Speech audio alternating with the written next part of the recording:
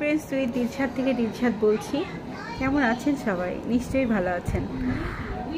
আজকে এসেছি একটা কথা বলতে, সেটা হচ্ছে এই যে আমরা ভবিষ্যৎ নিয়ে অনেক কথা বলি না, যে ভবিষ্যতে এটা করব ওটা করব, হ্যান ত্যান হাবিজাবি।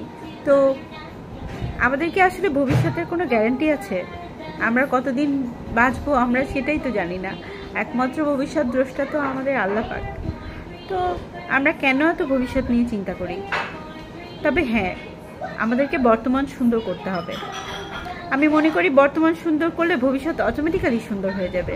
যেমন ধরুন, আপনি একটি বীজ বপন করলেন, একটা সুন্দর গাছের প্রত্যাশা তো আপনি করতেই পারেন সেক্ষেত্রে, তাই না? যদি সেক্ষেত্রে আমাদের যদি বিপর্যয় হয় জীবনে, সেটা তো হতেই পারে, আসলে যে কারোর জীবনেই হতে পারে, কিন্তু ভালো আশা করতে হবে, ভালো চিন্তা করতে হবে, প্রত্যাশাটা পজিটিভ রাখতে হবে আর কি।